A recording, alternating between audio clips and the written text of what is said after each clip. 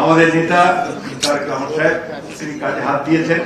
আপনি ইতিমধ্যে শুনেছেন জাহিদ ভাইয়ের কাছে যে যে কাজগুলো তিনি হাত দিয়েছেন সেগুলো একটা বেসিক কাজ, যে ফ্যামিলি কার্ড, কৃষক কার্ড, খাল খনন কর্মসূচি, আপনার বৃক্ষরোপণ, আমাদের এই যে মসজিদে মন্দিরে যারা আপনার পুরোহিত আছেন, ইমাম আছেন, তাদেরকে ভাতা প্রদান করা, খেলোয়াড়দেরকে যারা খেলাধুলা করে তাদেরকে ভাতা দেওয়া, তাদেরকে আপনার যারা দুস্থ খেলোয়াড় তাদেরকে ভাতা দেওয়া, এগুলো যুগান্তকারী পদক্ষেপ দিয়ে দিয়েছে। আমি প্রস্তাব করবো ভাবছি, আমার সঙ্গে জাহিদ ভাই নিশ্চয় কথা যে আগে শ্রেষ্ঠ কৃষকদেরকে জাতীয় পুরস্কার দেওয়া হতো, সেটা আবার চালু করার কথা আমি বলব। শ্রেষ্ঠ সহকারী কৃষি কৃষিবিদ, উপসহকারী কৃষি উপকৃত তাদেরকেও পুরস্কার দেওয়ার ব্যবস্থা, কৃষিবিদদের পুরস্কার দেওয়ার ব্যবস্থা করতে হবে। আমি খুব আনন্দিত হয়েছি, এইবার স্বাধীনতা পুরস্কার পেয়েছেন আমাদের কৃষি বিজ্ঞানী এবং আমাদের আমার জেলা এবার তিনি স্বাধীনতা পদক পেয়েছেন, হাইয়েস্ট অ্যাওয়ার্ড। এই যে আমাদের জেলা হাইকে উৎসাহ বাড়বে, মানুষের কাজ করতে আগ্রহী হবে অনেক বেশি। আমরা এই প্রস্তাবগুলো আনবো, ইনশাআল্লাহ আমার মনে হয় আমরা সফল হব। আমরা মনে করি যে আমি সবসময় যেটা মনে করি যে বাংলাদেশের সবচেয়ে পজিটিভ সেক্টর কোনটা? কৃষি। এবং কৃষিতে যে সাফল্য এনেছে ওটার কোনো সেক্টরে আসে নাই। আমরা যখন স্বাধীনতা যুদ্ধ করলাম, আমি তখন আমরা যুবক, 1972 সালে, তখন আমাদের খাদ্য ঘাটতির পরিমাণ ছিল প্রায় 28 লক্ষ মেট্রিক টন। তখন জনসংখ্যা ছিল 7.5 কোটি, আর এখন জনসংখ্যা হচ্ছে প্রায় 20 কোটি। খাদ্য ঘাটতি নাই বললেই চলে।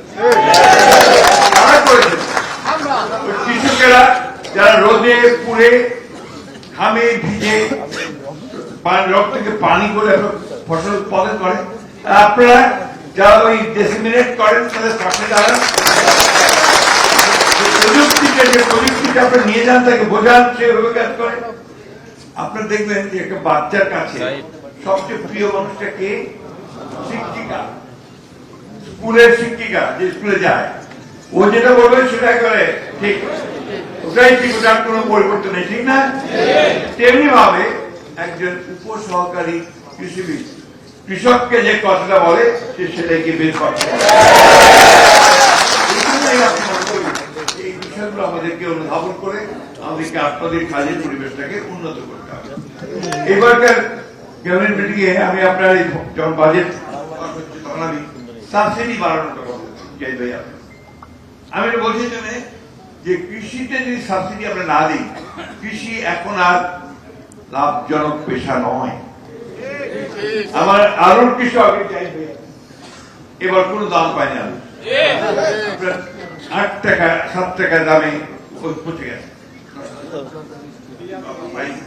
ধানের দাম এখন কমছে, কৃষক আতঙ্কিত হচ্ছে। কিছু যদি সে লাভ না করে তাহলে সে উৎপাদন করবে না, সে চলে যাচ্ছে, ছাড়া গাড়ি চালাচ্ছে, ফ্যান গাড়ি চালাচ্ছে।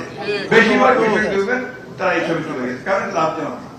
অন্যদিকে আপনি যখন ধান কাটতে হবে তখন কিন্তু আপনি পাচ্ছেন, এটা বড় সমস্যা। তো এই বিষয়গুলো কিন্তু আমাদেরকে দেখতে হবে, বুঝতে হবে, এই সমস্যাগুলো সমাধান করতে হবে। আমাদের কৃষকদের কতগুলো ভ্রান্ত ধারণা আছে যে যত বেশি সার দেব তত বোধহয় বেশি উৎপাদন হবে।